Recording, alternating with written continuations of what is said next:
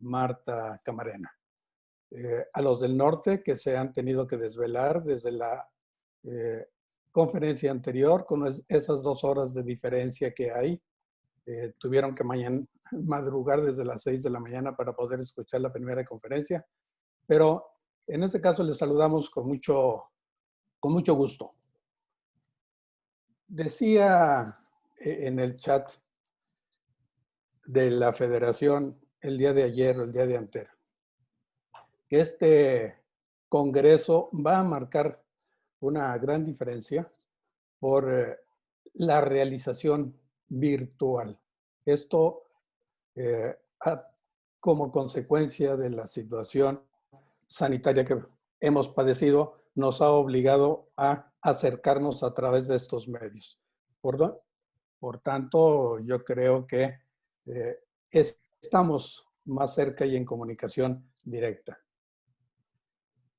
Vamos a iniciar esta segunda charla en este día con la intervención de una persona que en verdad me emociona, me motiva su presentación por ese gran dinamismo, esa gran capacidad de trabajo que tiene y que es el maestro Hugo Aranda, Hugo Castro Aranda. Él es presidente de la Sociedad Mexicana de Geografía y Estadística. Pero antes de presentar al maestro, quisiera hacer nada más una pero muy breve reseña en relación a qué es la Sociedad Mexicana de Geografía y Estadística. Podemos decir que el nombre completo de esta sociedad es el de Ilustre y Benemérita Sociedad Mexicana de Geografía y Estadística. Y es ilustre porque la conforman profesionistas total y absolutamente comprometidas con la ciencia y la cultura, no solamente en nuestro país, sino en el mundo entero. Ven ustedes, esta ilustre y benemérita Sociedad Mexicana de Geografía y Estadística fue fundada el 18 de abril de 1833, cuando era presidente Valentín Gómez Farías.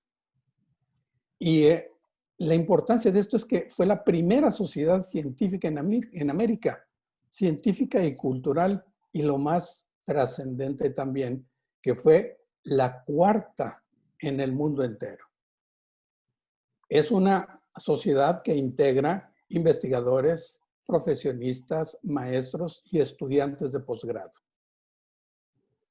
Algunos de los aspectos también muy importantes es que esta sociedad realizó el primer atlas geográfico e histórico para determinar los nombres geográficos de las ciudades y los lugares del país. Es decir, se estableció la división territorial de cada uno de los estados. También ha formulado la legislación para la protección de los bosques y la conservación de los monumentos arqueológicos. Harto importante en nuestra historia. Impulsa asimismo la literatura, la poesía, la música, las artes plásticas. Pero además cumple un intenso y multidisciplinario programa académico que comprende los trabajos de 50 sociedades al interior de la República y otras además que operan en las universidades de Salamanca, en España, Toulouse, Francia, Harvard, Berkeley, Chicago, Stanford y Los Ángeles en la Unión Americana. Esa es la sociedad que ahora preside nuestro ponente, el maestro Hugo Aranda Castro. Realiza una infinidad de trabajos con esa dinámica, ese compromiso que tiene el maestro, de quien me voy a permitir solamente hacer un resumen de sus datos curriculares. Es licenciado en Ciencias Sociales por la UNAM, becario del Colegio de México. Ha sido diplomado por la CEPAL en Planeación y Programación de Desarrollo. ¿Qué es la CEPAL? La CEPAL es la Comisión Económica para América Latina y el Caribe. Es miembro de la comisión redactora del Plan de 11 años para la educación, director de Educación Agrícola, vicepresidente de la Asociación Mexicana de Ciencias Políticas. Ha sido 2 veces diputado a nivel federal y a nivel local. Oficial mayor de la Honorable Cámara de Diputados y de la Asamblea de Representantes del Distrito Federal. Asimismo, ha sido delegado político en la demarcación Magdalena Contreras. Ha sido presidente, es el presidente fundador del Colegio Nacional de Sociólogos y del Foro Nacional. Esa pasión del maestro por la sociología es verdaderamente motivante. Además, es presidente de la Academia Nacional de Planeación y presidente de la Comisión de Conmemoración del Bicentenario de la Independencia y del Centenario de la Revolución Mexicana de la Sociedad Mexicana de Geografía y Estadística y presidente del Instituto Nacional de Reforma Agraria, profesor de la Universidad Nacional Autónoma.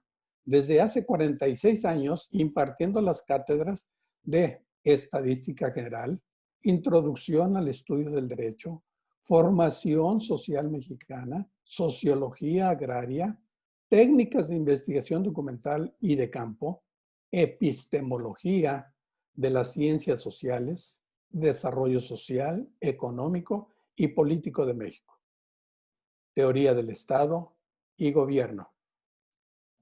Esa es la personalidad de nuestro ilustre ponente del día de hoy, a quien recibimos con muchísimo gusto y que yo me honro hoy en presentar.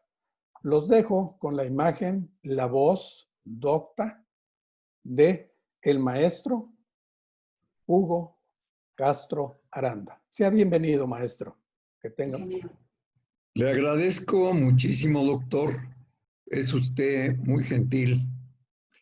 Voy a tratar de responder a la expectativa que puede despertar un currículum tan vasto, que la realidad es que si uno llega a esta edad y no tiene un fajo consistente de actividades a lo largo de la vida es porque no ha hecho nada. Lamento que pues se haya dado pie a todo este antecedente. Soy un antiguo profesor universitario.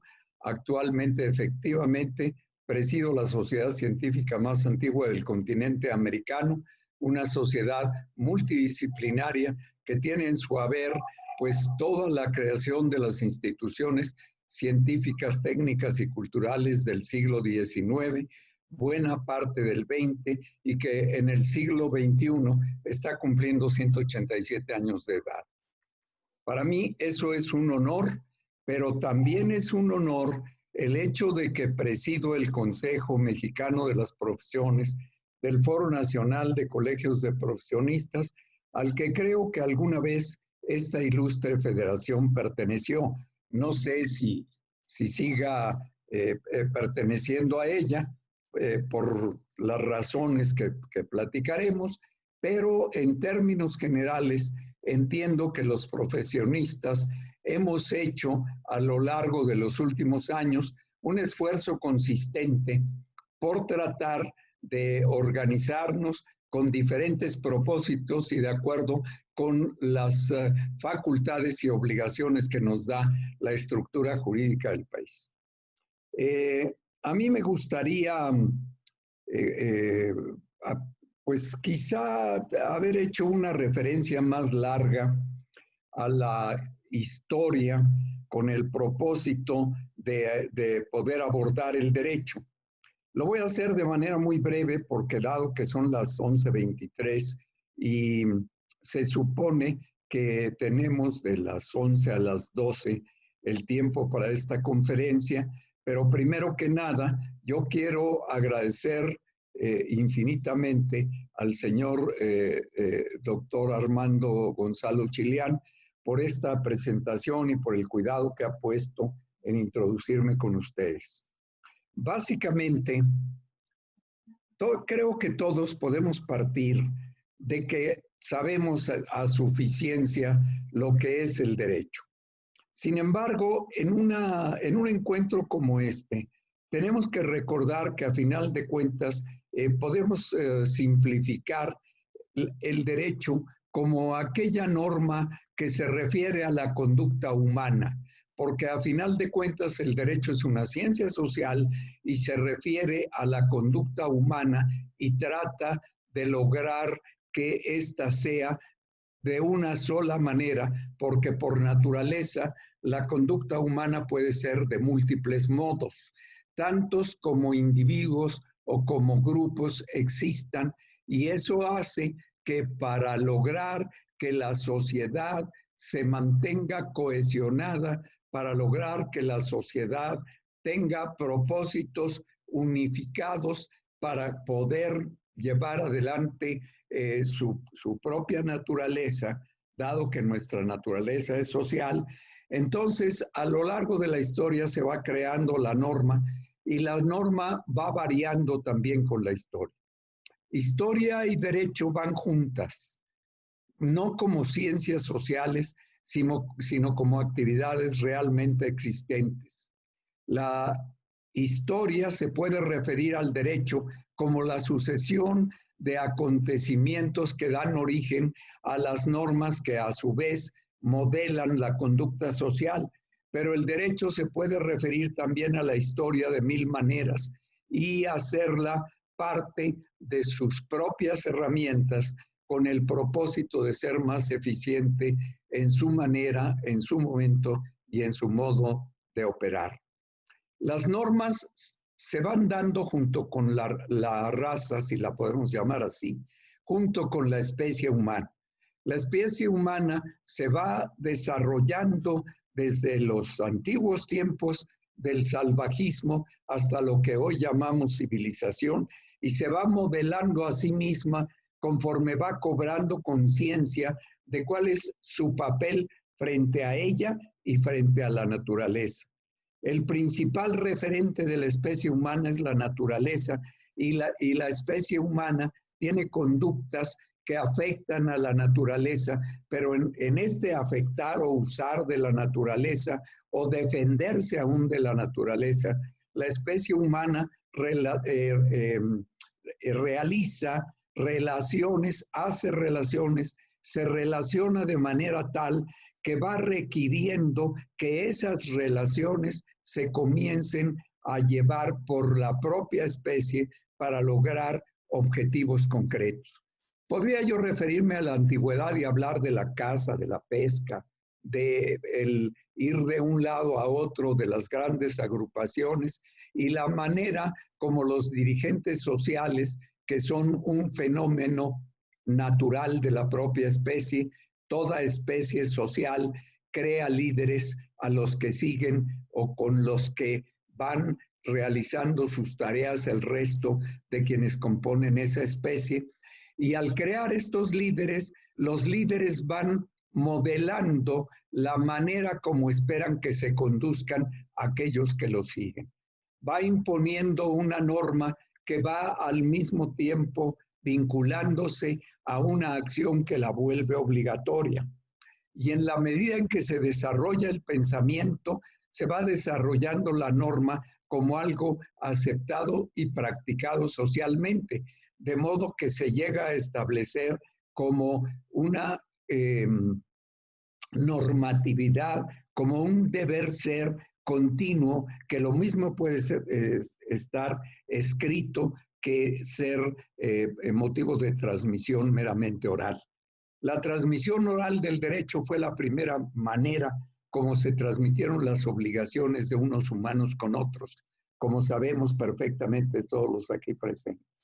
Me quiero referir a este remoto antecedente porque a final de cuentas el derecho es el orden normativo y se va convirtiendo en institucional en una sociedad y luego en el conjunto de las sociedades.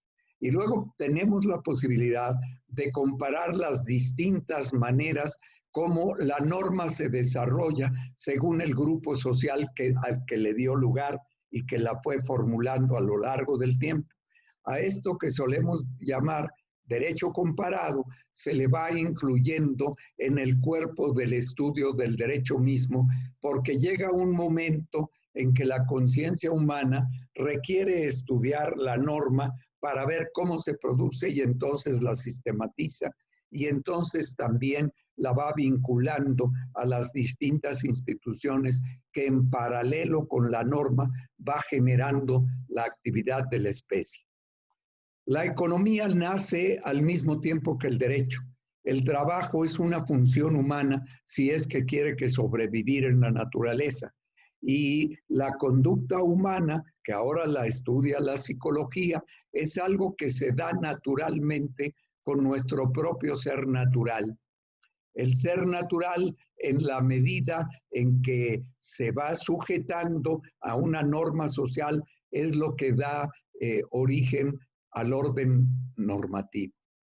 Todos sabemos que podemos estudiar el orden normativo como fenómeno social y además también como ciencia. Lo estudiamos como ciencia y le damos la categoría de ciencia en la medida en que utilizando el mejor método de pensamiento que se va teniendo en cada estrato social, se le va aplicando para conocer el fenómeno mismo del derecho. Y así vamos generando la teoría crítica del derecho, la experiencia del derecho y finalmente llegamos a establecer la filosofía del derecho, que es el debate del propio derecho, de la norma, de su forma de operar en la sociedad y finalmente la filosofía del derecho también cuestiona sus fines. Sin embargo, los fines de la sociedad van cambiando conforme la sociedad se desarrolla en el tiempo. Y esto va haciendo que la existencia de las normas también se vaya mudando con el tiempo. Sin embargo, hay constantes que hemos considerado y que hoy dan al derecho no solo un lugar entre las ciencias sociales, sino una forma operativa que la convierte en una función esencial de cualquier sociedad. Ya no creemos que el derecho, que la norma, proviene de una inspiración divina. Hoy afirmamos que el derecho es una creación social que sigue determinadas normas, que desempeña ciertas funciones y que forma parte de la organización más alta que puede tener una sociedad, que es el Estado. Un Estado, para existir, no solamente tiene que tener aquello que le es esencial e intrínseco, la población en primer lugar, el territorio en segundo lugar, sino que tiene como esencia un gobierno y una estructura jurídica. Si no hay leyes, si no hay estructura jurídica, el Estado está incompleto, por más que pueda ser un Estado operante y consecuentemente legítimo. Llegamos a este siglo XXI, en México particularmente, con grandes estudios y con grandes análisis sobre la función social del derecho y sobre la manera de comportarse del derecho. Pero yo pienso que no es en este momento, cuando menos para este servidor, la función principal, sino que me refiero a todas estas cuestiones como el entorno que me permite abordar la siguiente fase que tiene que ver con el título de esta charla, porque tiene que ver con el futuro de los abogados y naturalmente con el futuro del derecho. Tenemos que partir hoy del fenómeno que todos estamos viviendo.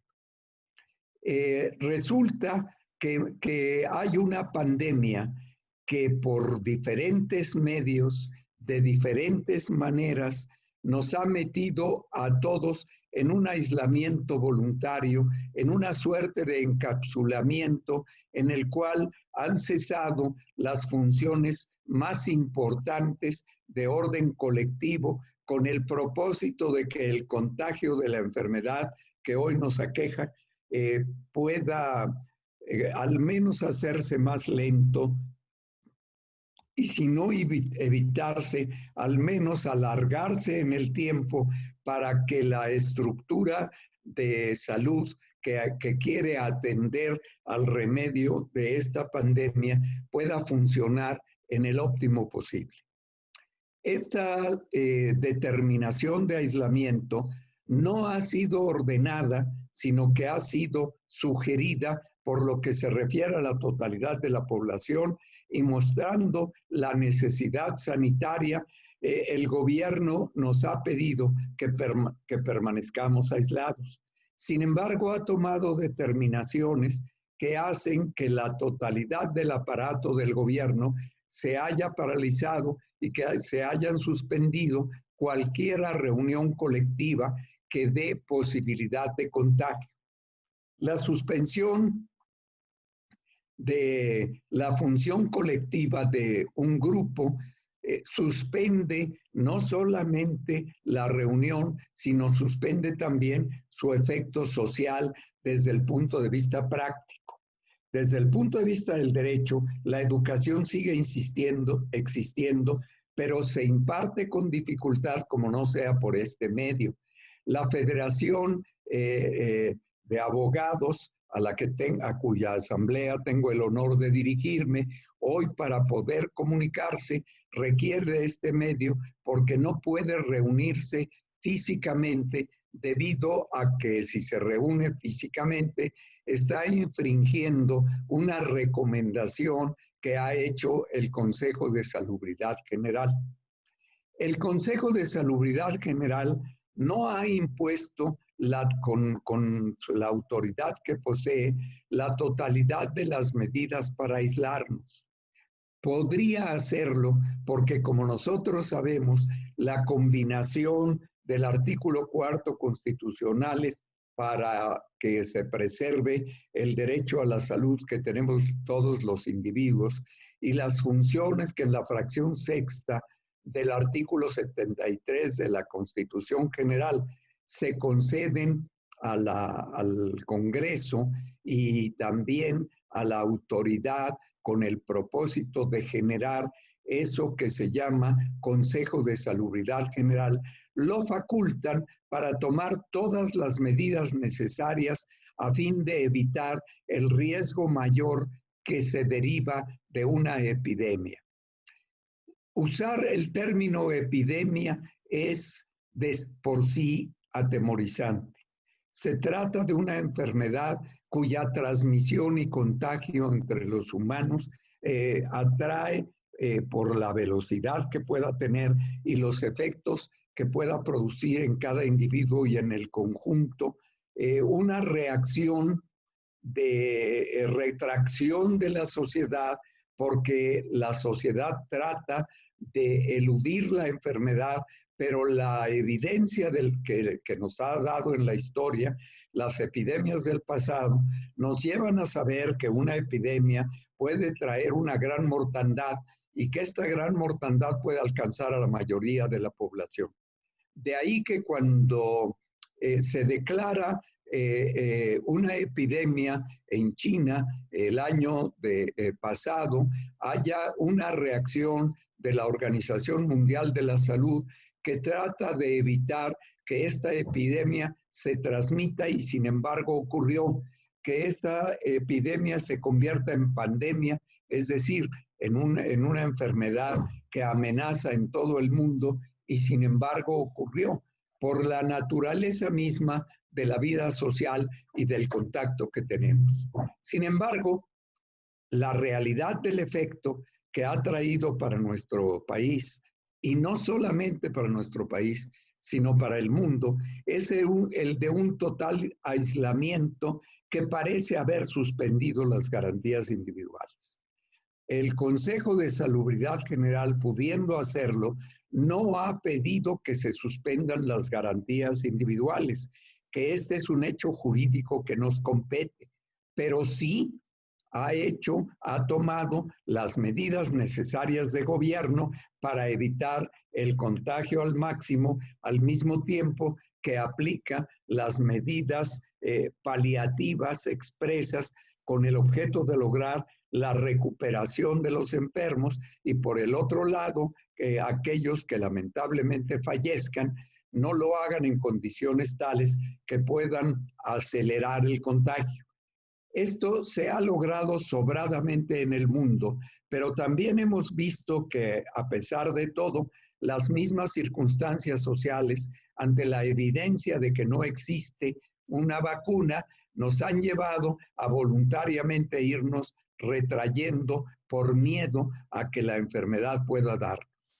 Este servidor de ustedes, que está en uno de los grupos de alto riesgo por mi edad, tengo 85 años, se ha retraído a su casa y aceptado que el riesgo es máximo y que podría contagiarse y consecuentemente sufrir problemas que tienen que realizar, que tienen que ver con su conducta social. Y por esta misma razón, dado que presido una sociedad que tiene presencia en toda la República y que agrupa a varios miles de mexicanos que estamos dedicados a la ciencia, la técnica y la cultura. Sin embargo, he tenido que buscar la manera de comunicarme con todos y la hemos encontrado en estos medios. No ocurre así con los actos de autoridad y mucho menos con la justicia. La justicia no se puede impartir porque no existen los elementos jurídicos necesarios para permitir que se haga justicia por internet o que podamos vernos por esta vía y sesionar para poder tomar determinaciones conjuntas, porque no hay la toma de decisiones jurídicas que conduzcan a esta situación, que tendría que ser originada muy probablemente por el Poder Legislativo. No se ha llegado tan allá y entonces el cierre de los juzgados nos ha llevado a una situación de emergencia, pero es más la emergencia económica que la emergencia de la justicia. La emergencia económica que se deriva de negocios no resueltos, de procesos inacabados, de la diferición de la justicia por el tiempo que dure el cierre de los tribunales y, más importante, para los abogados litigantes y para aquellos que patrocinan a alguna persona física o moral, el hecho de que también su actividad se ve constreñida y su ingreso parado en consecuencia. A la mayor parte de los abogados les ha abrumado esta situación porque, como el resto de la economía, y aquí estoy hablando de una cuestión diferente, los ingresos se han suspendido. Y la suspensión de ingresos o la contracción de los ingresos hace peligrar también la ocupación, junto con la ocupación, la forma de vida, y con la forma de vida probablemente la puesta en riesgo por otra vía de la existencia misma de, en este caso, de la clase de los que practican el derecho y que están en esta estructura de movimiento de la impartición y la administración del derecho. Parece ser que las agrupaciones de abogados, las agrupaciones de juristas y aún los propios centros de investigaciones jurídicas o los propios centros de reproducción del estudio y práctica del derecho, que son las universidades públicas y privadas, también han detenido su trabajo. Tenemos antecedentes de la detención de este trabajo. El antecedente más dramático frente a quienes los practicantes del derecho y los profesionistas prácticamente no reaccionamos fue cuando se suspendió la operación de la Suprema Corte de Justicia durante el sexenio del presidente Ernesto Zedillo para dar lugar a una reorganización que de hecho hizo cesar uno de los poderes. En ese momento, algunos abogados señalaron el hecho de que se trataba de un vacío en la práctica del derecho y aún en la legislación, y que al desaparecer uno de los tres poderes, es decir, al dejar de operar uno de los tres poderes en su ejercicio, estaba dejando de operar el gobierno mismo por estar incompleto, y el gobierno técnicamente había cesado. Es decir, se podría comparar con un golpe de Estado. Y sin embargo, frente a este golpe de Estado, no hubo una reacción como la que en este momento nos preocupa con el cierre de los tribunales. Y esta reacción nos preocupa porque nos ha afectado en lo personal, no porque afecta a la justicia, sino porque afecta a nuestra práctica. Y es muy probable que en este momento sí tengamos una gran inquietud en diversas partes del país. Estamos queriendo que se abran los tribunales para que pueda continuar el flujo de nuestro trabajo. ¿Estamos hablando del flujo de la justicia? Prefiero pensar que sí. Prefiero pensar que queremos que la justicia fluya para que la justicia se haga, pero me temo que es más por situaciones de carácter económico que por la preocupación por la justicia misma. Ojalá yo esté equivocado y lo que esté diciendo sea una barbaridad, pero no he visto en ninguna de las reuniones colectivas que se han hecho públicas, inclusive, por ejemplo, en el estado de Michoacán y aquí mismo en la Ciudad de México, que se haya hablado de la necesidad de que la Suprema Corte pueda seguir operando para que no cese la justicia.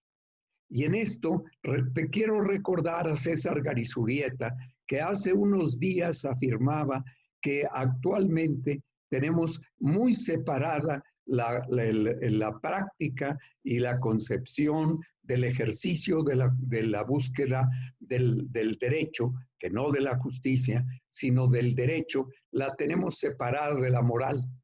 A propósito del derecho del siglo XVI y del análisis del derecho que rigió en su momento a los pueblos prehispánicos, particularmente al pueblo mexica,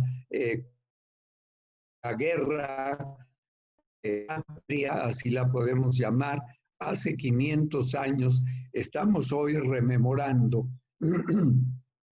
pudimos ver el derecho que se practicaba en aquellas sociedades y el derecho que proveniente de Europa fue impuesto por la por la tercera expedición europea comandada por Hernán Cortés, que vino a imponer el derecho romano en un país que practicaba un derecho que todavía estaba íntimamente vinculado con la especie humana, porque era practicada por instrumentos jurídicos y por decisiones jurídicas que tenían que ver con las estructuras de parentesco que eran las que regían en ese momento a las sociedades, vamos a llamarles prehispánicas, pero ahora preferimos llamarles sociedades originales o sociedades indígenas mesoamericanas, que son nombres más apropiados.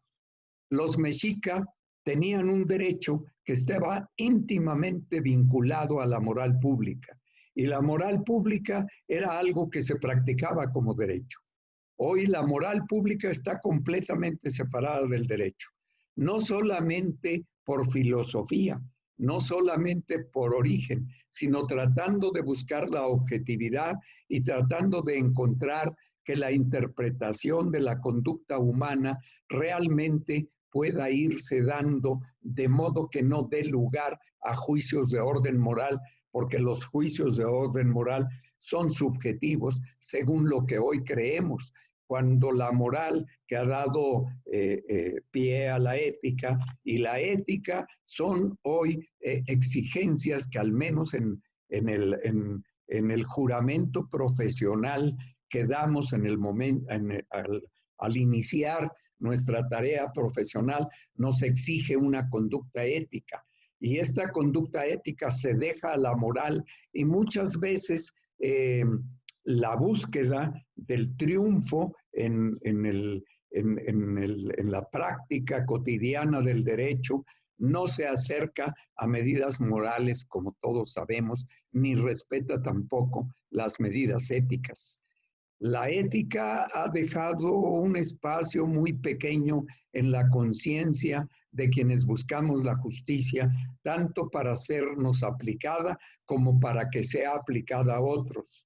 La ética es la razón por la que se busca que la justicia no quede en propia mano, sino en manos de aquellos que especializadamente la aplican, que tienen que ser terceros no involucrados en la contradicción de conducta que significa la impartición de la justicia.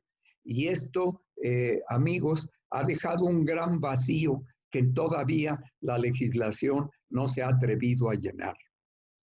No sé si filosóficamente se vaya a hacer, pero en este momento me parece que lograr que se pueda movilizar de nuevo el aparato administrativo y que se puedan reunir quienes son los encargados de impartir el derecho y de buscar la justicia, y esta segunda parte siempre se deja a la ética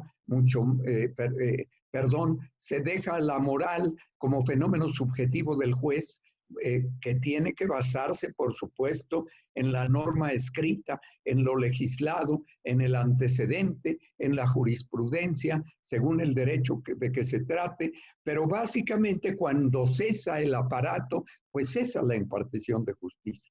Esto nos debiera preocupar. Y por supuesto, también quizá, en lugar de solo pedir que abran los tribunales para que podamos seguir buscando nuestra forma de vida, que es legítimo, tendríamos que comenzar por pedir que no cesara el poder judicial mismo como tal en funcionar. Que no fueran los burócratas de ese poder los que acudieran a los tribunales, sino los jueces. Que hubiera una legislación que dijera que en cualquier circunstancia la suspensión de garantías fuera por razones de riesgo político, armado o bien de salud pública, que es uno de los que se considera para poder suspender las garantías individuales, que no los derechos humanos, porque los derechos humanos pues no se pueden suspender. Esos aunque hemos procurado, porque así nos lo han exigido de fuera, introducirlos a la Constitución, estaban muy bien representados y mejor armados en los artículos que hablaban de las garantías individuales y no la insuficiencia de un esbozo general que deja sin posibilidades de aterrizarlos de una manera concreta. El poder que administra la justicia es el poder judicial federal, y ese poder no debería dejar de funcionar ni en tiempo de suspensión de garantías individuales. Hoy no tenemos suspensión de garantías individuales, pero tenemos suspensión de administración de justicia y de impartición de justicia. Y esta disminución, pues es la que debería preocupar más a los profesionales del derecho, como nos preocupa a aquellos que tenemos también en nuestra profesión un alto contenido de juicio o de uso de las normas, tanto jurídicas como aquellas que derivadas del derecho, de la costumbre o de la ética se practican en una sociedad. La conducta humana tiene que normarse y tiene que normarse colectivamente, y no solamente por la letra escrita, no solamente por los jueces, sino por la conducta ejemplar de aquellos que deben buscar que se aplique el derecho con justicia. Aplicar el derecho con justicia tiene que ser una preocupación de cualquier abogado, tanto el del derecho civil común como el del amparo. como aquel que sea constitucionalista, porque a final de cuentas la norma suprema constitucional debe tener también un alto contenido moral y lo tiene. Cuando se realizó la Constitución de 1917, se fincó sobre una revolución cuyo alegato para ser legítima fue absolutamente de carácter ético. Buscaba la justicia y buscaba una justicia de carácter social que finalmente, gracias a la intervención de Venustiano Carranza, que era avesado en el derecho, aunque no era abogado, pudo generar un régimen que se llamó constitucionalista y una constitución que llevó a la transformación del Estado liberal en el Estado social. Vivimos con la Constitución del 17 un Estado social que buscó eso que era una justicia general y que concibió para los grupos humanos, según su necesidad y según su ocupación, una justicia específica, y así nació el derecho social mexicano, que le dio a la Constitución la prioridad y la virtud de haber sido la primera que planteó los derechos sociales frente a los derechos individuales que provenían principalmente de Europa y los Estados Unidos. Sin embargo, hemos ido derivando la Constitución de nuevo hacia el individualismo. Y hoy, en esta preocupación de la pandemia, el individualismo reina, porque nos hemos vuelto una especie de cápsulas humanas donde procuramos que no haya el contacto. Y los integrantes del Poder Judicial también se han metido en su propia cápsula por disposición de quienes lo dirigen para no juntarse, porque su función es una función colegiada, y como función colegiada, desde el punto de vista de la salud, pues es una función peligrosa, y el peligro es lo que hay que evitar para que no corramos riesgos. No se debería admitir por la Constitución General de la República que cese ninguno de los poderes. No está previsto que la suspensión de garantías suspenda al gobierno, y por eso generalmente se determina que el Congreso le dé las facultades al Ejecutivo para que pueda con agilidad resolver la emergencia nacional de que se trate, que es el caso que estamos viviendo. Y esa facultad que se concede al Ejecutivo, y en este caso que se concede al Consejo de Salubridad General, debería tener en todos los casos, sobre todo en el caso de problemas de orden político y militar, pero también en los de salud, el hecho de que el gobierno es uno y está por los tres poderes, de manera que ninguno de los tres poderes debiera cesar en su función. La función legislativa también es colegiada y en este momento está suspendida. Probablemente los ilustres abogados que hoy nos acompañan, que lo son, los doctores en Derecho, las instituciones jurídicas, los colegios de profesionistas que lamentablemente se han vuelto, y lo digo, incluido mi propio colegio, se han vuelto mucho más lugares de cambio de cuestiones de orden social que de análisis de la profesión o que de búsqueda de mejores caminos para ejercerla. Se han vuelto verdaderos clubes. No han planteado los problemas cuando estos ocurren. Desde los años 80, desde mediados de los años 80, hemos venido derivando para convertir nuestra herencia de derecho romano traída a este continente por el propio Hernán Cortés, que estudió Derecho en la Universidad de Salamanca, y por el primer escribano real que ejerció su función en Centla, hoy estado de Tabasco, y por el primer ayuntamiento que se funda en las arenas de Veracruz, de manera tal que reconoce una autoridad popular para entregársela al capitán general. No se ha descubierto la manera de quedarnos sin gobierno. No es posible. El ser humano, por su propia naturaleza, necesita rumbo y el rumbo implica conducción. Inventamos a lo largo de la historia la conducción democrática y los abogados y todos los profesionistas en general debiéramos haber entendido que la conducción democrática no es el fraccionarnos en diversos grupos y en diversos membretes que hablen de 10 federaciones nacionales de abogados, de 500 colegios de abogados, porque esto se convierte en una insuficiencia del derecho. Cuando se pierde la centralidad, cuando se pierde la posibilidad de hacer en que la norma que puede ser de muchas maneras en una sola, se está violentando la esencia misma del derecho. Aunque esto pudiera parecer una cuestión de filosofía, es muy probablemente un juicio que yo pongo a consideración de este ilustre Congreso para que se logre, en primer lugar, que los cuerpos colegiados, que se busca que sean colegiados para disminuir el error, porque los humanos efectivamente, por su objetividad o por intereses, vamos a caer en el error para que los cuerpos colegiados no cesen en su función. En una situación de emergencia nacional es cuando menos debería cesar el Congreso de la Unión y todavía menos la Administración de Justicia.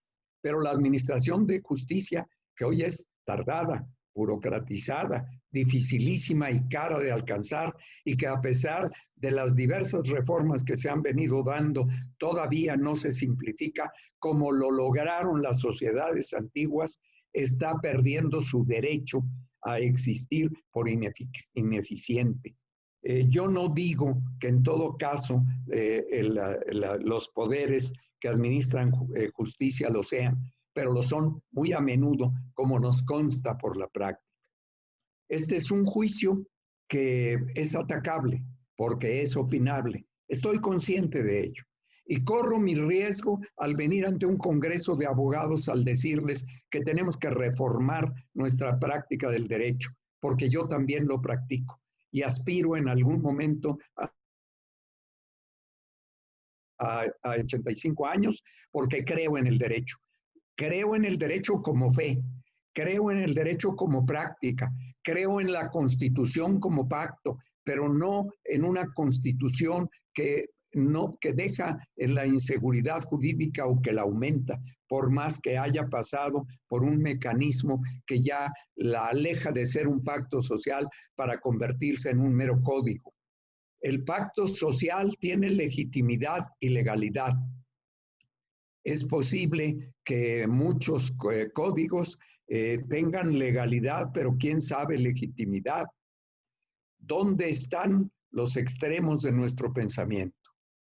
Tenemos que creer de nuevo en nosotros mismos. Hoy tendríamos que plantear que frente a la emergencia tenemos que crecernos, no como que achicarnos. Y crecernos es crecer en el pensamiento para acertar. Crecer en el pensamiento colectivo para disminuir el margen de error, plantear nuestro propio derecho, nuestro interés dentro del derecho y para el derecho. Y nada mejor que un congreso de abogados para poder dirigirse al legislativo para que se reúna y pedirle al legislativo que ordene que el judicial no cese nunca en su función. Nunca, aunque corra el riesgo de la enfermedad, que la evite de otras maneras, pero no al socaire de una definición de orden administrativo, acabemos con el derecho a tener derecho. Esta función tiene que revisarse, pero quienes somos profesionistas y practicantes del derecho, los que abogamos por el derecho, los que vivimos del derecho, debemos vivir para el derecho. Si no vivimos para el derecho, seremos susceptibles de lo que está a punto de ocurrir. Y con esto quiero terminar mi charla. Con esta pandemia mundial se está favoreciendo el que la próxima vez que nos veamos, nos sigamos viendo por estos medios porque nunca volvimos a la normalidad. Hablar de una nueva normalidad puede ser muy peligroso si no se le define. ¿Quién está definiendo la nueva normalidad? O hablar de un regreso a una normalidad que nunca existió es también, por decirlo menos, un pensamiento elíptico o una falsificación del pensamiento. Y de esto no es responsable el actual gobierno de ningún país y menos de México. Estamos siguiendo los dictados no solamente en materia de salud de la Organización Mundial de la Salud, sino estamos siguiendo los dictados de los medios, porque mucha de nuestra conducta actual, la de ustedes y la mía, está dictada por los medios. Nos están proponiendo una transformación de orden técnico que muy probablemente nos va a llevar a que tengamos un menor contacto. Hasta ahora yo no había asistido a un congreso de profesionistas por vía virtual. Qué bien que exista, porque puedo decir estas barbaridades y otras peores, porque ustedes ni siquiera les puedo ver la expresión de sus rostros para arrepentirme de lo que estoy diciendo a tiempo y cambiar rápidamente y decir otra cosa. Lo digo y me veo a mí mismo, porque en este momento, fuera del logo de la federación y al doctor González, no veo más que mi propia cara, de manera tal que me siento en solitud y en solipsismo. Yo quisiera que nos hubiéramos visto todos. Quisiera haberlos saludado, a aquellos que conozco. Muchos amigos, tengo muchos de perro, por todos lados tenemos amigos. Pero esta tecnología, que es hoy liberadora, también es una amenaza.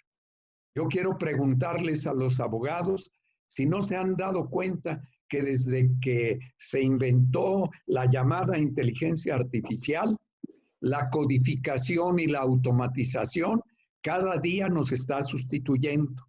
Pronto, como está ocurriendo en medicina, como está ocurriendo en arquitectura, como está ocurriendo en sociología, como está ocurriendo en otras funciones, el derecho podrá ser consultado a través de estos medios y los abogados, así como hoy los conocemos, muy probablemente ya no existirán.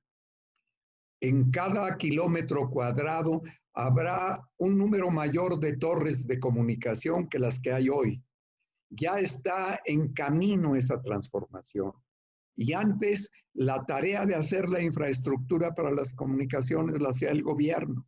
El gobierno de Estados Unidos les propuso a los inventores de esta nueva ola tecnológica, que incluye la sustitución del derecho por autómatas inteligentes, se está llevando a cabo por las propias empresas mundiales, por las empresas globales, que le dijeron al señor Trump cuando él ofreció la ayuda del gobierno, le dijeron, no, nosotros queremos ser dueños de nuestras propias comunicaciones, de manera que nosotros las vamos a construir. El derecho también corre el riesgo de que un día se enseñe dentro de las empresas. Las empresas son particulares.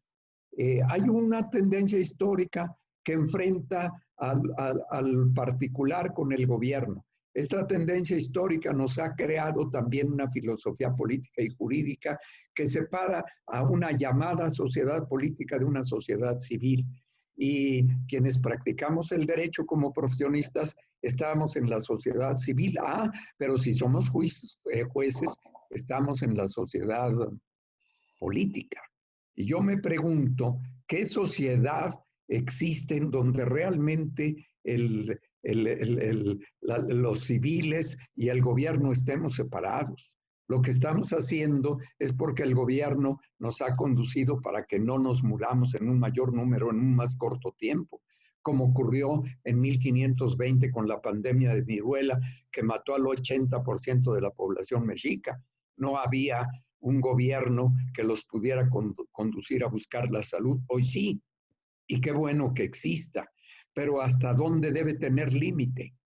El límite es que no deje de funcionar, pero que no deje de funcionar para resolver el problema.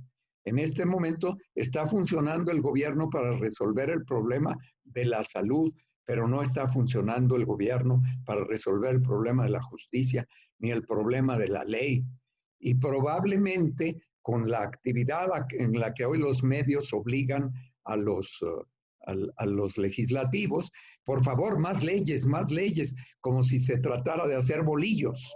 Las leyes ni se debieran cambiar con tanta frecuencia, ni debieran ser tan múltiples. Vean ustedes el número de estructuras jurídicas y el número de especialidades que han surgido con el derecho y la incapacidad en que está el hombre común de comprenderlo, pero por eso, muy probablemente, pronto habrá en cada esquina como un cajero, un lugar al que ir a consultar al derecho, si es que no nosotros mismos pagamos y compramos estos aparatos para seguirnos comunicando.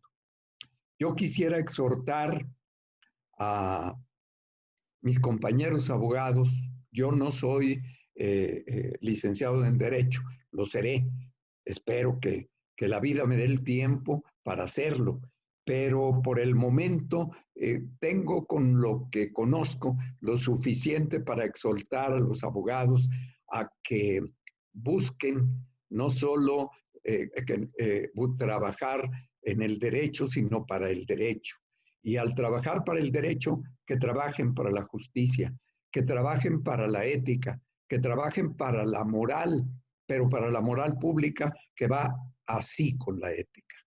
En tiempos en que se consideraba que la ley provenía de la divinidad, estas cosas iban juntas, porque a final de cuentas el juicio de Dios era un juicio en todos los campos.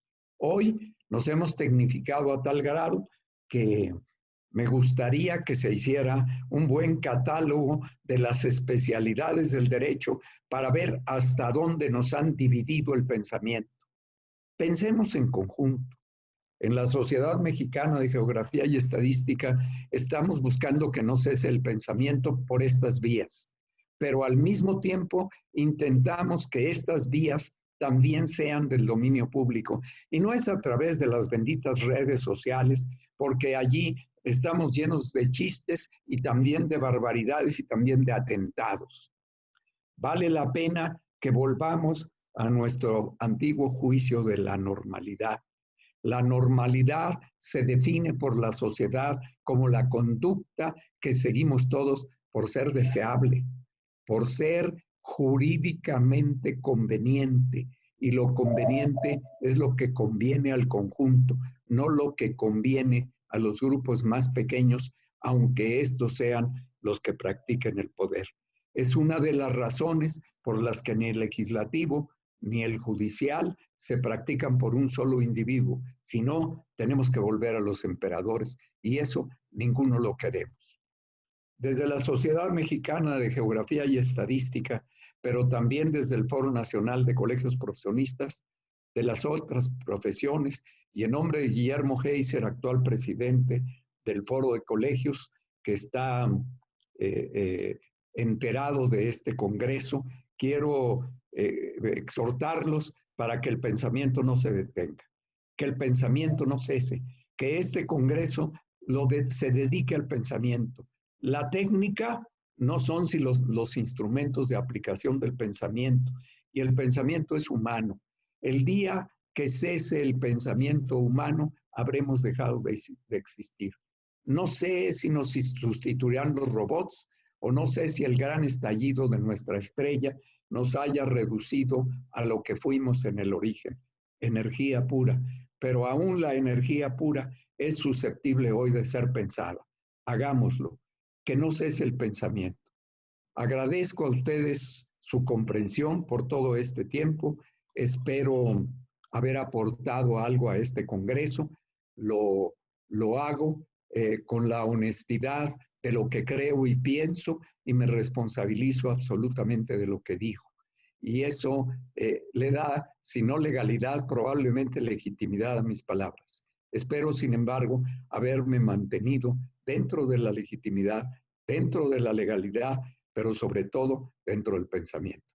Muchas gracias, doctor, por su presencia, por su presentación, y gracias a todos los que no veo, pero intuyo, por haberme invitado a la Federación Mexicana de Colegios de Abogados, que efectivamente requiere de esta comunicación y de la palabra para seguir practicando la más hermosa de las ciencias de la conducta, el derecho. Muchas gracias. Gracias. Muy agradecido, maestro. Colegas, amigos abogados en el interior de la República. A propósito, dejé para este momento la siguiente precisión. Nuestro ponente fue el presidente fundador del actual Foro Nacional de Colegios de Profesionistas, Federación General, Asociación Civil. Es un gran impulsor de la organización de los profesionistas en todo el país, a quien le debemos además el avance de los colegios y federaciones de colegios de profesionistas. Es así que nuestra Federación Mexicana de Colegios de Abogados pertenece al Foro Nacional de Colegios de Profesionistas. Y con esta precisión, quisiera, maestro Hugo Castro, hacer esta conclusión. A través de su charla, docta, podemos considerar el devenir histórico del ser humano hasta llegar a la identificación de sus líderes para la transformación del derecho, es decir, para la transformación de nuestra sociedad. Y con esto, mi querido maestro, espero haber hecho en una sola frase la gran exposición que ha hecho. Porque cuando se aglutina en una persona, cuando se amalgama en una persona, no nada más la ciencia, la cultura, sino esa vocación de servicio a las organizaciones que puedan servir a nuestra sociedad, esto tenemos nosotros que agradecerlo. Y por eso agradecemos muy cumplidamente su participación, querido maestro Hugo Castro Aranda. Y le pregunto si está dispuesto a una serie de preguntas y respuestas. Por supuesto, encantado, nada me hará más feliz. Qué amable, muchas gracias. Tengo una primera pregunta de la maestra Marta Camarena, que le dice: buenos días, estimado maestro Hugo Castro. Mi reconocimiento por su extraordinaria forma de compartir una parte de sus conocimientos. Deseo pedirle, sea tan amable de responder la siguiente pregunta. En el contexto internacional y desde luego en el nacional, ¿considera usted que hay también en el ambiente un cambio de paradigma en la forma de convivencia social y en la forma de ejercer el poder público? Le agradece su respuesta. Los paradigmas, dependiendo del tiempo a que nos estemos refiriendo, son referentes socialmente construidos. Los paradigmas provenían de la conducta era interpretada y se volvía paradigmática por su propia utilidad y adquiría legitimidad por la práctica común. Era una manera de llegar al paradigma en las sociedades antiguas. Posteriormente, conforme el grado de complejidad de las sociedades fue aumentando, se fueron generando lugares sociales específicos donde el paradigma se perfeccionaba y se proponía y era adoptado o no. Desde el punto de vista político, son las instituciones políticas reconocidas por cada sociedad donde se elaboraban los paradigmas. En las sociedades antiguas era el Consejo de Ancianos, después llamado Senado por los romanos, de igual manera o una forma equivalente por los griegos, y entre nuestras sociedades, nuestras hermosas sociedades originales, muy civilizadas, también era este consejo de ancianos el que daba legalidad a los paradigmas. Pero la primera parte, la de la legitimidad, la obtenían porque los ancianos provenían de las familias extensas. Eran aquellos que más sabían de cada grupo de parientes, de cada parentela. De manera que cuando el Consejo de Ancianos declaraba que un paradigma jurídico tenía que practicarse a partir del día de mañana y tenía que ser tal, era porque había sido procesado primero por la sociedad completa. Sin embargo, conforme todavía después de estos consejos se hizo más compleja la sociedad, provino ya en tiempos modernos la designación por elección de los parlamentos. Y es el parlamento el que constituye el paradigma social en la forma del derecho. El derecho está constituido por un conjunto de paradigmas y el derecho en su conjunto es un paradigma. Pero ahora asistimos a que la construcción de nuevos paradigmas proviene de los medios de comunicación. Son los medios de comunicación los que nos proponen los paradigmas. Y a querer o no, hemos venido adoptando nuevos paradigmas. Paradigmas que primero son praxis cotidiana si provienen, por ejemplo, del comercio, o son praxis de una costumbre que quiere ser modificada por el mismo comercio, la moda, una moda de lo que usted me diga, y en segundo y último lugar, la moda de orden político. El último paradigma impulsado desde los medios se llama mercado. Nosotros, cuando éramos niños, íbamos al mercado, pero no todo era mercado. Y hoy el paradigma fundamental es que quien nos conduce es el mercado como fenómeno económico, y el mercado a su vez está conducido por aquellos que tienen un dominio mayor del mercado como comercio o del mercado como finanzas. Y el paradigma que hoy nos preocupa a todos es el paradigma económico. Entonces, paradigmáticamente, el derecho, que es en sí la esencia y la primera concreción social del paradigma, podemos expresarlo si usamos términos de ingeniería para decir que el paradigma es aquel símbolo social que sirve como punto de referencia para que la sociedad, perdón, para que la sociedad pueda lograr llegar a un objetivo en conjunto. En términos de ingeniería se dice que hay que concentrar la fuerza en un punto para que haga un trabajo. En términos de derecho, decimos que la conducta debe ser de una manera para que sea socialmente valiosa. Me parece, pues, que tenemos que elaborar paradigmas de orden social, haciendo funcionar a la sociedad de mejor manera y no aislándola. Y el paradigma del aislamiento que hoy se nos propone, que se nos dice, bueno, hay una nueva realidad a la que nos vamos a tener que acostumbrar, que es un nuevo paradigma. Y el paradigma del aislamiento, esta manera de sesionar en un congreso, pues está lejos de la naturaleza misma del ser humano. Los seres humanos somos gregarios por naturaleza y nuestro paradigma natural es el ser gregarios, el reunirnos. Nuestro paradigma construido por los medios es dividirnos para mantener la salud, para mantenernos aislados de todo aquello que puede no ser conveniente. Espero que sea suficiente.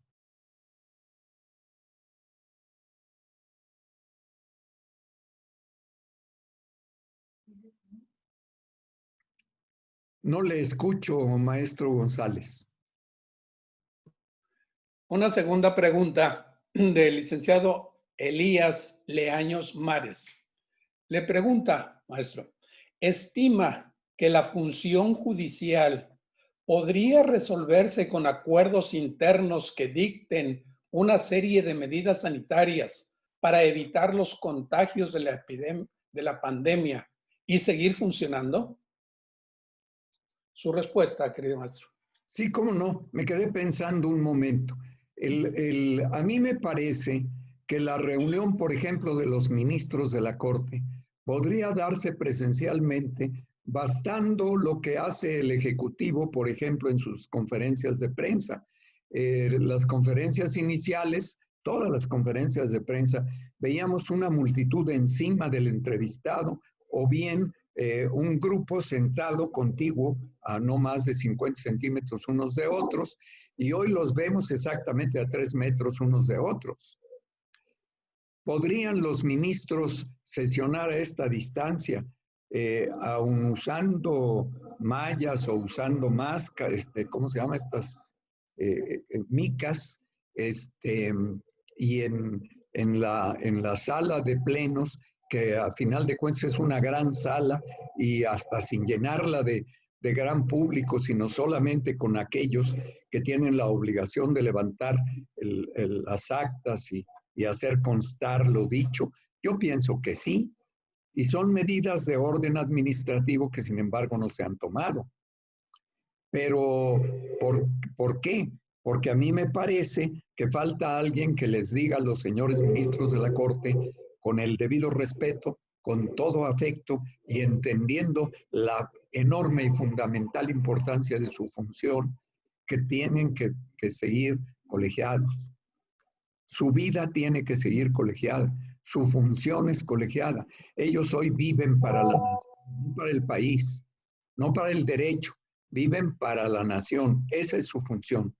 Y así como muchos dirigentes sociales han preferido poner el ejemplo de andar de un lado para otro, presidentes de la República, que incluso como Bolsonaro han adquirido el virus después de negar que existiera, o como nuestro presidente, que por fortuna no lo ha adquirido, aun cuando varios gobernadores sí, corriendo el riesgo. Yo no veo por qué los que están obligados a ejercer colegiadamente no lo hacen, ya sea como dice el maestro Leaños, al que por cierto me permito saludarlo porque lo conozco y es mi amigo y le agradezco la pregunta. Yo creo que sí. Yo creo que es muy sencillo, no necesitan ni siquiera recurrir al Consejo de la Judicatura. Bastaría un acuerdo económico de que se reunirían a 3 metros de distancia para que no cese su función. Gracias por la pregunta, licenciado Leaños. Gracias, maestro González. Maestro, a lo largo y ancho del país ha habido infinidad de manifestaciones de beneplácito por su exposición. Por ejemplo, solo una entre tantas, dice la licenciada Rafaela Mendívil: excelente, me encantó, felicidades, y me sorprende que diga que no es licenciado en Derecho y maneja nuestra carrera en teoría, praxis y sobre todo en moral y ética de manera muy atinada y responsable. A nuestros tiempos en donde se adolece de estas figuras. Mi reconocimiento al maestro Hugo Castro Aranda. Y así, por el estilo, mi querido maestro, dice la licenciada Nayeli Hernández: ojalá todos pensaran y actuaran como lo menciona, doctor. Un placer haber coincidido con usted y su aportación, que créame, hace reflexionar a cualquiera que lo escucha. Muchas gracias y buena salud. Le aplaudo y me pongo de pie por esa maravillosa conferencia. Y así, mi querido maestro, a lo largo del país hay infinidad de manifestaciones de orgullo y de felicitación a su ponencia. Para concluir, no me resta, perdón, son muy generosos, yo lo agradezco. A usted, doctor González, muchas gracias. Le hago llegar hasta su tierra por esta vía un gran abrazo. Qué bueno que usted puede salir un poco más, porque aquí en el centro del contagio, pues los que estamos en los grupos de alto riesgo, la verdad sí nos da miedo, ¿cómo no? El miedo forma parte de la vida cotidiana hoy en nuestra sociedad, pero un general de la revolución alguna vez me dijo, cuando le pregunté si no sentía miedo al ir a la batalla, me dijo, mucho, pero el valiente no es el que no siente miedo, sino el que lo controla. Entonces, controlemos nuestro miedo provocado por los medios, impulsado por los benditos medios, las benditas redes sociales, por la irresponsabilidad, porque a final de cuentas la irresponsabilidad también se paga y tiene su precio. Es muy importante que hoy pensemos que volvamos a practicar la moral interior de decirnos la verdad. Yo solamente quiero, antes de que me despida, agradecer otra vez que me hayan invitado, agradecerle a usted, doctor González, a estas expresiones que desde luego aumentan mi ego y mi vanidad, pero que sin embargo yo lo que considero es que un viejo profesor que no dice lo que sabe, no hace lo que debe. Y pienso que todos los que alguna vez hemos ido a una universidad, viejos y jóvenes, tenemos la obligación de pensar. Pensar es lo más importante, que el pensamiento de veras nunca cese, que no se apague esa llama. Tiene que seguir fluyendo y además tenemos que estar cada día más juntos, no cada día más separados. Gracias, doctor González. Gracias a la doctora Camarena y al señor presidente de la Federación, el maestro José Manuel Fajardo González, por su invitación. A todos les agradezco mucho y les deseo lo mejor, que no les caiga encima el virus, porque coronado no está. Hay que atontarlo con una conducta adecuada. Muchas gracias. Solo para despedirnos, mi querido maestro, hacer de su conocimiento que el maestro José Manuel Fajardo nos hará llegar un merecido reconocimiento a su intervención, que posteriormente lo haremos llegar a su domicilio. Muchísimas gracias. En relación al título de su ponencia, que dice Retos y perspectivas de los abogados en época de crisis, sabemos que toda crisis genera un cambio y esperamos que esta crisis genere un cambio que con la exposición de usted nos sea para todos nosotros un reto y una perspectiva para ser mejores ciudadanos. Le agradecemos muchísimo su participación y desde aquí de El Edén de Tabasco le mandamos un muy caluroso abrazo. Que tenga muy buena tarde.